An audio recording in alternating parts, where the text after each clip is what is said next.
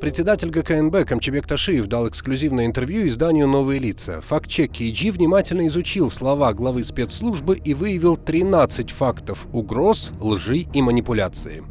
В этом сюжете рассмотрим первые 3 пункта. Высказывание номер 1. Все бизнесмены и бывшие госчиновники просятся в наше СИЗО ГКНБ, потому что здесь никогда ни на кого не оказывают давления. Вердикт редакции «Фактчек» — это неправда. В 2011 году в стенах ГКНБ после задержания и пыток погиб Фирусхан Физиев, проработавший в Государственной таможенной службе почти 10 лет. А в прошлом году Комитет ООН по правам человека признал, что Кыргызстан не расследовал его гибель и применение пыток.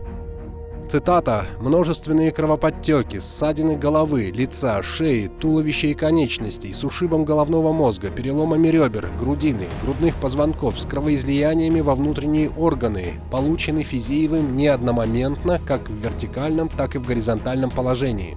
Описанные телесные повреждения по срокам давности получены незадолго до смерти, они привели к развитию травматического шока и в совокупности расцениваются как тяжкий вред здоровью, повлекший за собой смерть». Из заявления Центра защиты прав человека Кылым Шамы. Высказывание Камчебека Ташиева номер 2 о фирме семьи Ташиевых, выигравшей тендеры на 1,5 миллиона сомов. Там десятки, сотни тендеров выигрывали. Это обычная работа. Если ты не нарушаешь закон, почему тебе не принимать участие? И после мы принимали участие.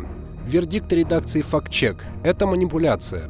Брат главы ГКНБ Шаирбек Ташиев с 2016 по 2020 годы был депутатом Джалалабадского городского Кенеша. В этот период, как выяснили журналисты Темиров Лайв, компания Thomas & Company, которая принадлежит семье Ташиевых, выиграла тендеры на 1,5 миллиона сомов у муниципальных организаций Джалалабада. При этом в статье 6 Закона о государственных закупках Кыргызстана говорится о конфликте интересов. Цитата.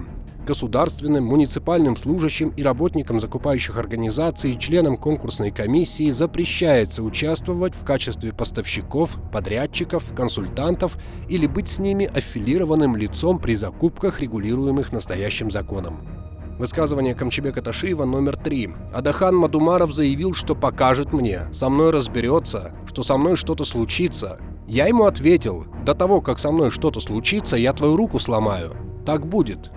Вердикт редакции «Фактчек» — это ложь. 2 июня 2022 года на заседании парламента произошла словесная перепалка Ташиева с депутатом Адаханом Мадумаровым. Мадумаров вышел на трибуну, попросил 2 минуты у спикера. Далее у него отключился микрофон. В это время Ташиев сказал, цитирую: «Поэтому меньше надо говорить. Не нужно говорить только потому, что есть язык. Вы за все ответите». Конец цитаты. У депутата был отключен микрофон и действительно не было слышно, что он говорил, но видна активная жестикуляция указательным пальцем. Однако фраза «до того, как со мной что-то случится» из уст Ташиева не прозвучала.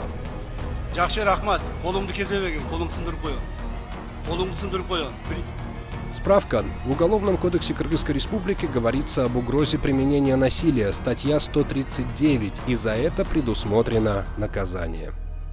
Продолжение следует.